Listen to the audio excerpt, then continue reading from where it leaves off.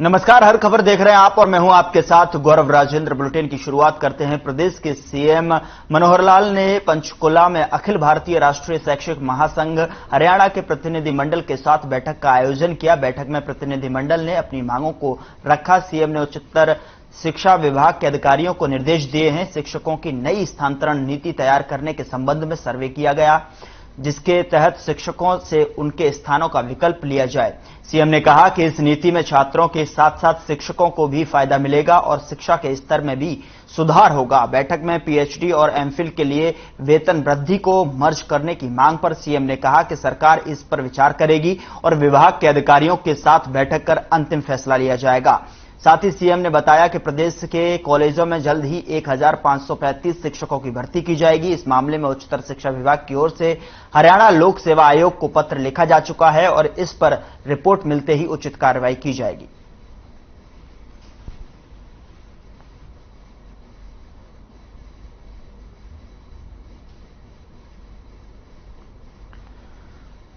उत्तर प्रदेश के मुख्य सचिव संजीव कौशल ने सभी शहरों में पुख्ता निगरानी करने के लिए सीसीटीवी कैमरे लगाने को लेकर शहरी स्थानीय निकाय विभाग के अधिकारियों के साथ बैठक की। बैठक में मुख्य सचिव ने अधिकारियों को निर्देश दिए कि प्रदेश के सभी शहरों में सीसीटीवी कैमरे लगाने और integrated command and control centre की स्थापना के लिए प्रस्ताव तैयार किया जाए। बैठक में गुरुग्राम महानगरीय विकास प्राधिकरण के मुख्य कार्यकारी अधिकारी सुधीर राजपाल ने मुख्य सचिव को बताया कि जीएमडीए के क्षेत्र में पहले चरण में वीडियो निगरानी प्रणाली लागू की गई है, जिसके तहत 222 स्थानों पर लगभग 1200 सीसीटीवी कैमरे लगाए गए हैं, जिनके माध्यम से मुख्य सड़कों और संवेदनशील स्थानों पर सुरक्षा और निगरानी रखी जा रही है। इस बैठक में पुलिस विभाग गुरुग्राम, फरीदाबाद और करनाल तथा चंडीगढ़ में लागू किए जा रहे स्मार्ट सर्विलांस सिस्टम का प्रस्तुतिकरण किया गया और किए जा रहे कार्यों के संबंध में जानकारी दी गई।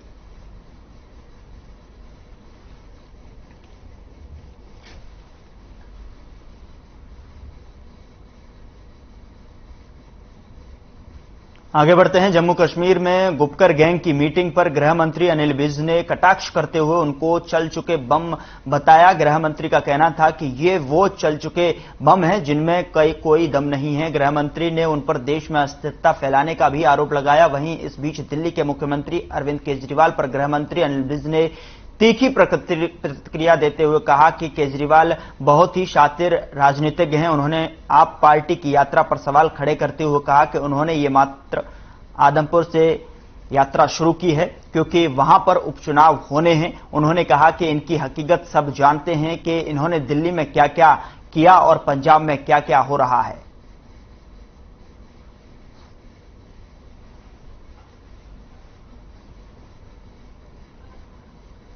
राहुल गांधी, देखिए केजरीवाल जी बहुत ही शातिर राजनीतिज्ञ हैं।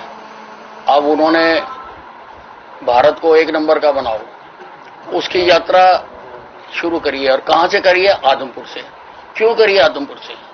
क्योंकि आदमपुर में उपचुनाव होने जा रहा है। इनको देश से कुछ नहीं लेना, लोगों से कुछ नहीं लेना, नंबर 1 से कुछ नहीं लेना, इनको तो वोटों से लेना है। इसलिए आदमपुर में आकर वो बहके हैं। काफी बहकी बहकी बातें करी उन्होंने और अपने आप को सर्वज्ञाता बताने की कोशिश करी है। ये कौन होते हैं केंद्र पे छोड़ने वाले या किसी और पे छोड़ने वाले? मामला सुप्रीम कोर्ट का है। सुप्रीम कोर्ट ने कहा है कि दोनों प्रदेशों की सरकारें बैठ के मामले का हल निकालें। तो ये क्या अपने आप को सुप्रीम कोर्ट से भी ऊपर मानते हैं? नहीं, राहुल गांधी जी कहते कुछ और हैं, दिखाते कुछ और हैं। बातें तो करते हैं बहुत लोगों की और अपना जो उनका कामकाज है वो और तरह का है। अब इन्हें लोग परिवार क्या करता है ये वो जाने, जनता जाने। नहीं। खबर यमुनानगर से है, जहां शिक्षा मंत्री कंवरपाल गुर्जर ने हरियाणा शिक्षा विभाग की ट्रांसफर पॉलिसी की तारीफ की है। इस दौरान शिक्षा मंत्री कंवरपाल गुर्जर ने दावा करते हुए ट्रांसफर पॉलिसी न केवल बेहतर बताया बल्कि ये भी कहा कि देश के 16 राज्य इस पॉलिसी का अनुसरण कर रहे हैं। इतनी बड़ी संख्या में ट्रांसफर होने के बाद कुछ लोग संतुष्ट नहीं होते, लेकिन इसके बावजूद हम सभी टीचर्स को संतुष्ट करने की कोशिश की जा रही है। जो खामियां थीं उन्हें दूर किया जा रहा है। अब गेस्ट टीचर के लिए जो दिक्कत आई है उसे भी दूर किया जा रहा है। इसके अलावा शिक्षा मंत्री ने भूपेंद्र सिंह हुड्डा पर भी निशाना साधा। उन्होंने कांग्रेस के सत्ता में आने के बाद परिवार पहचान पत्र को खत्म करेगी बयान पर पलटवार किया और परिवार पहचान पत्र को हरियाणा की सबसे अच्छी स्कीम बताया। जबकि पंचायत चुनाव को लेकर कहा कि बीसीए वर्ग को आरक्षण दिया जाना था, जिसके लिए नियम बनाने में समय लगा।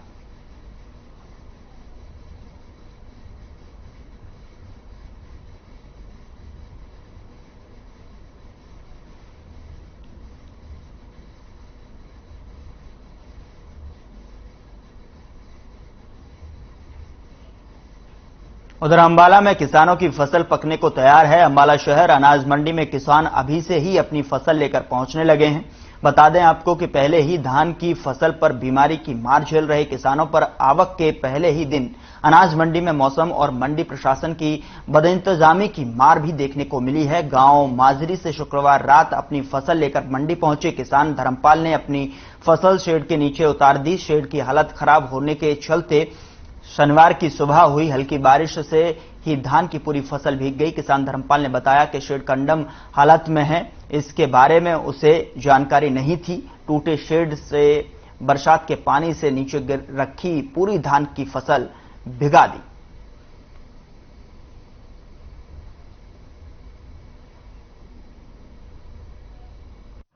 गिरी लेकर आया 6 किलो। हाँ जी, रात ले आई थे जी। साइड दड़ा तारी थी, कुछ बाहर तारी थी। जो बाहर तारी हो तो पिछोगे जो ही साइड दड़ा थी वो भी पीछ गई, क्योंकि साइड सारा चूहा ऊपर के बारिश में।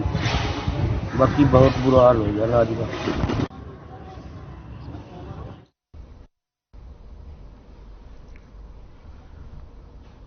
उधर किसान भवन में भारतीय किसान यूनियन के किसानों ने बैठक की। इस दौरान किसानों ने सरकार के खिलाफ जमकर नारेबाजी की। जहां भाकियू के राष्ट्रीय सलाहकार अजीत सिंह ने कहा कि पुंडरी में धान की फसल मंडी में आने के तैयार हैं, लेकिन हैफेड के कर्मचारियों की मिलीभगत से स्थानीय व्यापारियों ही धान की खरीद करने के लिए आते हैं। साथ ही उन्होंने सरकार से मांग करते हुए कहा कि पूरे हरियाणा में कोई भी व्यापारी कहीं भी धान खरीद सकता है, इस प्रकार की सरकार नीति बनाए।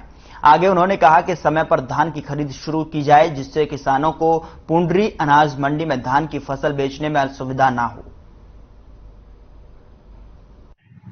सेवा चौक पे प्रदर्शन किया था। ये जो आज की मीटिंग थी, ये कि जो आज किसानों का फसल है पक चुका है, तो इसके लिए हमने मंडियों में फसल आने वाला है और इससे पहले पेपर में भी दिया है, क्योंकि आई बार जो सरकार हैफेड के जो डीएफएससी हैं वो मिलके खरीदारों के साथ कली कली मंडी में बोली कराते हैं। डांड वाले पुंडरी नहीं आते, पुंडरी वाले डांड नहीं जाते, कैथल वाले यहाँ नहीं आते, तो इसलिए किसानों को बहुत तकड़ी मार पड़ती है। मेरे साथ मैंने एक ट्रैक्टर लिया था 2020 में, उसकी 4 किस्तों मेरे पर कंप्लीट थी, 5वीं टूट गई। मेरे पर नोटिस आया 9 महीने की 17 तारीख का। ट्रैक्टर को उठाने आएंगे 9 महीने की 7 तारीख को। तो फिर क्या हुआ आपके साथ, क्या कहा आपने? और साथ में मेरा जुर्माना भी लगा रखा है, कितना खर्चा लगा रखा है, 89,000 कुछ बना रखे, 63,000। किस्त कितनी है? 63,000 है किस्त मेरी। तो मतलब 79,000 है, 90,000 के लगभग। 89,000 कुछ। क्या मांगा आपकी? अब मेरी मांग ये है कि मैं किस्त तो भरूंगा, लेकिन वो नहीं, खर्चा नहीं दिया जाएगा। आज मासिक मीटिंग हुई है किसान भवन में, किसान यूनियन किसान मोर्चे की। ये समस्या जो धान की है इसके बारे में हुई है। हमारी मांग है सरकार से भी इसकी जो बोली है सरकारी वो 20 तारीख से चालू करे, क्योंकि धान पका हुआ है, तैयार हो चुका है। तो पहले क्या डेट रखी हुई है सरकार ने? कल तो 1 अक्टूबर रखी हुई है, 1 अक्टूबर रखी है, लेकिन आप चाहते 20 सितंबर से? 20 से, इसमें 20 से चालू करे ताकि किसानों का धान सही समय पर 20 से।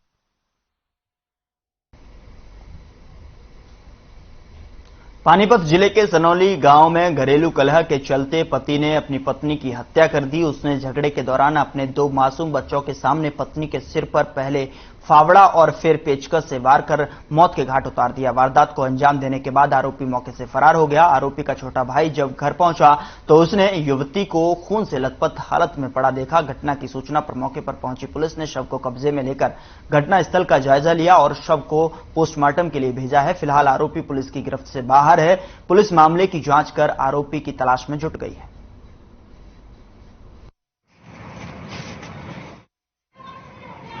तो ये हम तो मौके पे थे, शुक्रवार का दिन था जी आज, और हम जाए थे नमाज पढ़ाना अपने जुम्मे की मस्जिद में।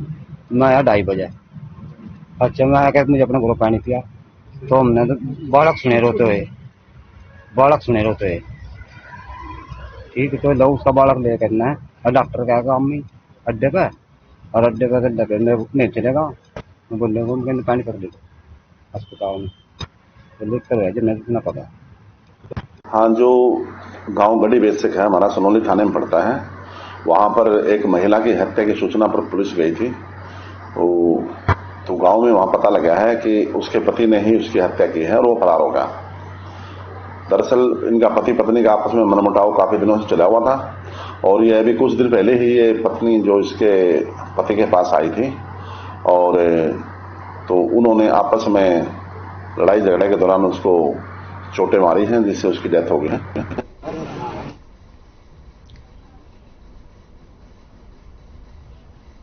आगे बढ़ते हैं। बदमाशों के हौसले लगातार बुलंद होते हुए नजर आ रहे हैं। बताया जा रहा है कि एक कीटनाशक की दुकान में चोरी की वारदात को अंजाम देते एक अज्ञात बदमाश कैमरे में कैद हो गया, जहां दुकान से करीब 50,000 रुपए निकालकर मौके से फरार हो गया। सूचना मिलते ही पुलिस मौके पर पहुंची और अज्ञात चोर के खिलाफ मामला दर्ज कर जांच में जुट गई है।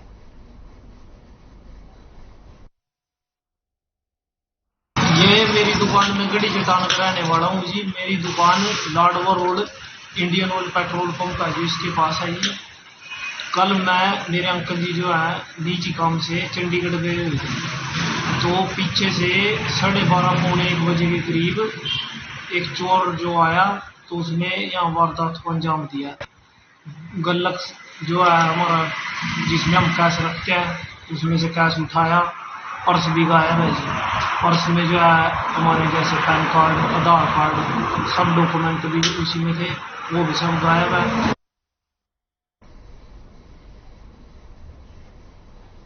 वक्त छोटे से ब्रेक का है, जल्द हाजिर होते हैं और खबरों के साथ।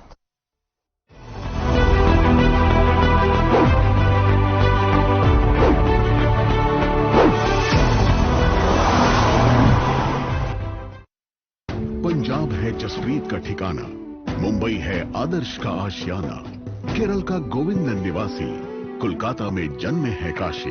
हर हिंदुस्तानी की शान, ARB बियरिंग्स जोड़े सारा हिंदुस्तान। अगर आप पत्रकारिता के क्षेत्र में करियर बनाना चाहते हैं तो हम सिखाएंगे आपको इलेक्ट्रॉनिक मीडिया के हर गुण। जल्दी करें, साधना एकेडमी फॉर मीडिया स्टडीज में एडमिशन शुरू हो चुके हैं, सिर्फ कुछ ही सीटें बची हैं, तो देर बिल्कुल न कीजिए। हमारा कॉन्टैक्ट नंबर है 9999131700, 9999131800, या फिर आप हमारी वेबसाइट www.sadhnamedia.com पर विजिट कर सकते हैं। आप हमें noida.sems@gmail.com पर ईमेल भी कर सकते हैं। 100% जॉब प्लेसमेंट की गारंटी। आज ही संपर्क करें।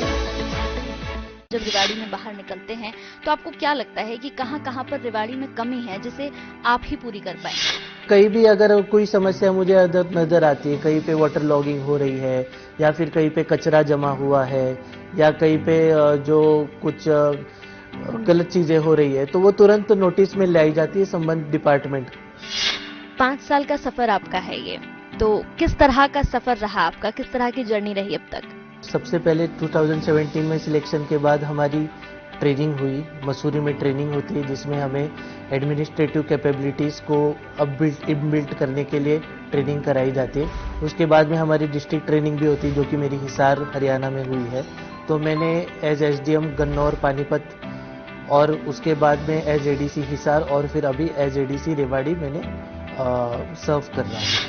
आपका अफसर में मिलिए रेवाड़ी के ADC स्वप्निल रविंद्र पाटिल से कंचन बैनर्जी के साथ शनिवार रात 8:30 बजे, रविवार दोपहर 3:30 बजे। हरे रंगों का उमंगों का जज्बा कहाँ रुकता है।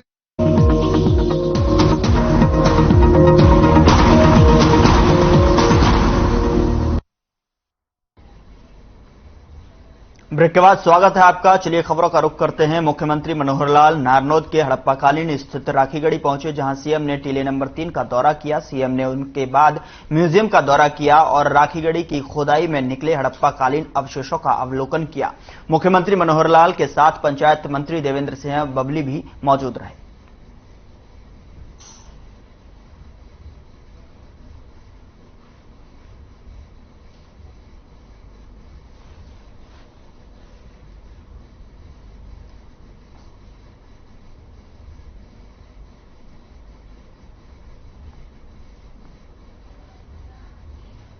उधर नारनौल के गांव मिर्जापुर बाछौद की बेटी ने इतिहास रच दिया। आपको बता दें कि तनिष्का यादव ने और मेडिकल एग्जाम नीट में पूरे प्रदेश में प्रथम स्थान प्राप्त किया। तनिष्का यादव जब अपने गांव पहुंची तो गांव में उनका भव्य स्वागत किया गया। ग्रामीणों ने बेटी की इस उपलब्धि पर उसको बधाई दी।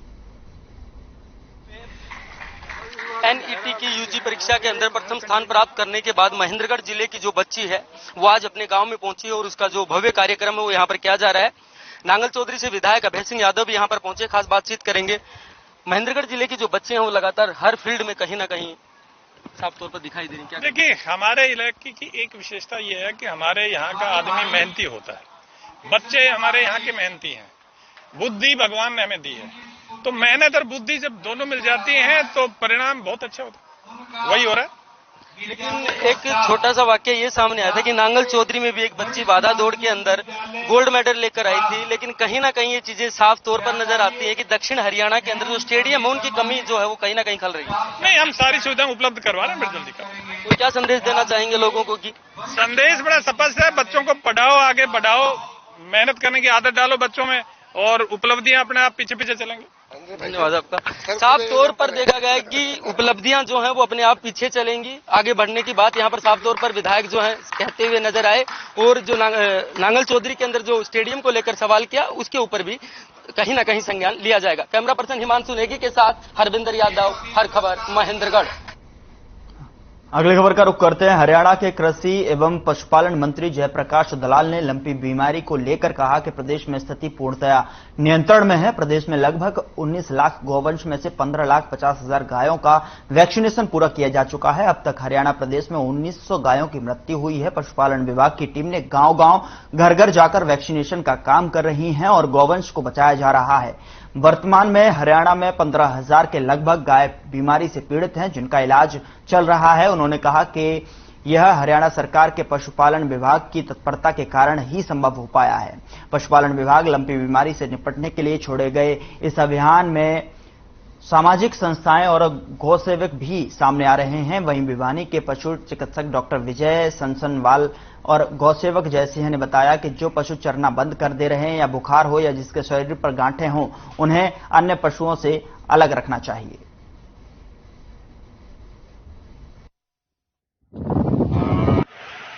ये बड़ा दुर्भाग्य की बात है कि गौ माता के अंदर एक नई बीमारी वायरस से आ गई, लंपी स्किन डिजीज।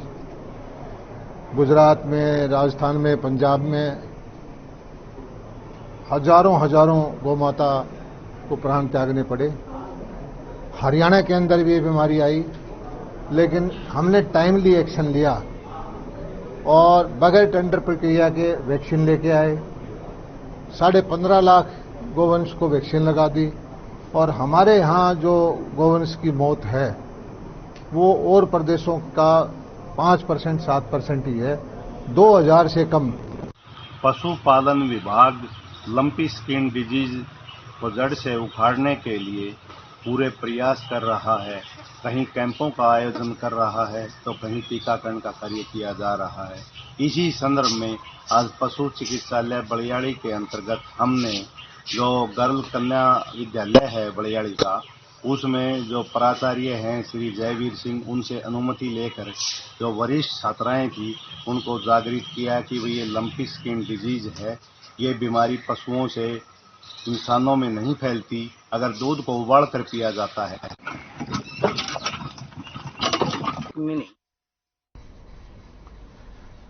साल 2020 में मेरी फसल मेरा ब्यौरा के तहत फर्जी पंजीकरण मामले को लेकर सीएम फ्लाइंग ने 31 फर्मों पर केस रजिस्टर्ड कर जांच शुरू कर दी है। बताया जा रहा है कि शेलर मालिक, किसानों, मार्केट कमेटी समेत कई विभागों पर मामला दर्ज होने के बाद हड़कंप मचा हुआ है, जिसके बाद बाकी खेती बचाओ ने बड़े सवाल खड़े कर दिए हैं। भारतीय किसान यूनियन खेती बचाओ के प्रदेश अध्यक्ष जनरल सिंह ने कहा कि पिछले काफी समय से फसलों का पंजीकरण करवाए जाने पर बहुत बड़े घोटाले हो रहे हैं और हरियाणा में रतिया में सबसे बड़ा 2020 में फसल पंजीकरण के नाम पर हुआ फर्जीवाड़ा, जिसमें सरकार को करोड़ों रुपए का चूना लगाया गया है।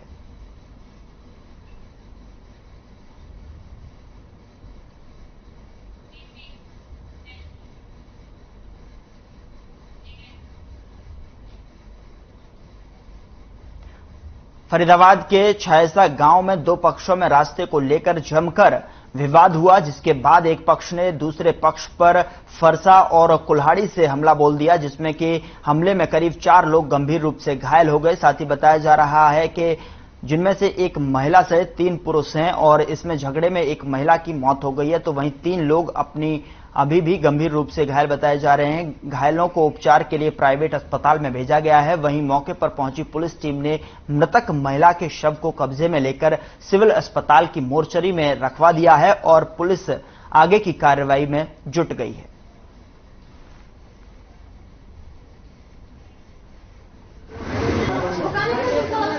देखिए, आज जो है ये सूचना प्राप्त हुई थी कि छायसा में रहने वाले 2 परिवारों में आपस में रास्ते को लेकर के झगड़ा हुआ है और जिसमें कि घायल को हॉस्पिटल में एडमिट कराया गया था, जिसमें एक वृद्ध लेडीज थी जिसकी यहाँ चोटों के कारण मृत्यु हो गई।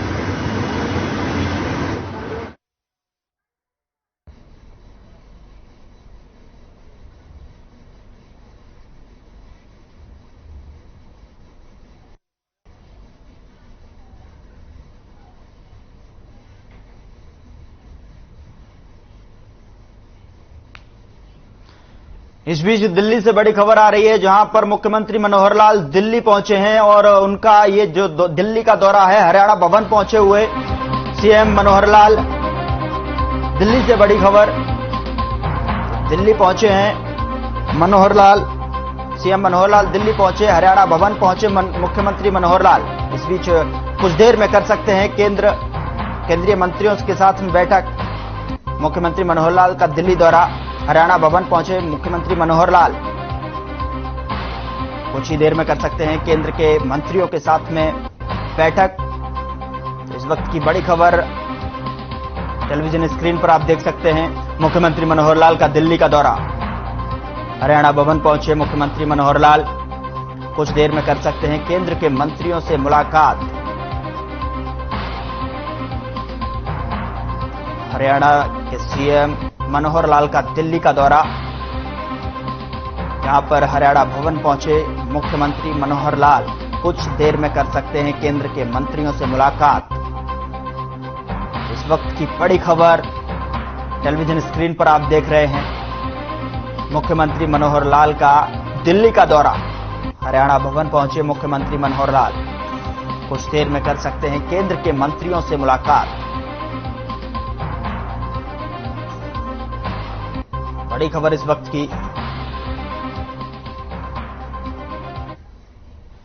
अगली खबर का रुख करते हैं। नाबालिग से दुष्कर्म के बाद पॉक्सो एक्ट के तहत दर्ज हुए मामले में महेंद्रगढ़ के एडिशनल सेशन जज की अदालत ने दोषी को उम्र कैद की सजा सुनाई है। मामला साल 2019 का बताया जा रहा है। कोर्ट ने मामले में आजीवन कारावास की सजा के साथ जुर्माना भी लगाया है। वहीं पीड़िता को 5 लाख रुपए का लीगल एंड कैप्शन दिया जाएगा।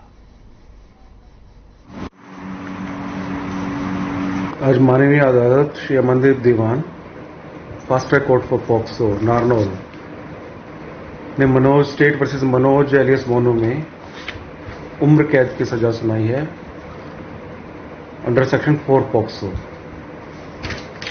दिनांक 16/5/2019 की एक घटना है जब विक्टिम, माइनर जो विक्टिम है, वो अपने घर पर छत पर अपने पेरेंट्स के साथ सो रही थी। उसके बाद जब उसे प्यास लगी और वो पानी पीने के लिए नीचे आई तो मोनू एलियस मनोज अक्यूज्ड, उसने उसे वहां से किडनैप किया और अपनी दुकान पर ले गया दुकान पर ले जाने के बाद उसने उसके साथ रेप किया।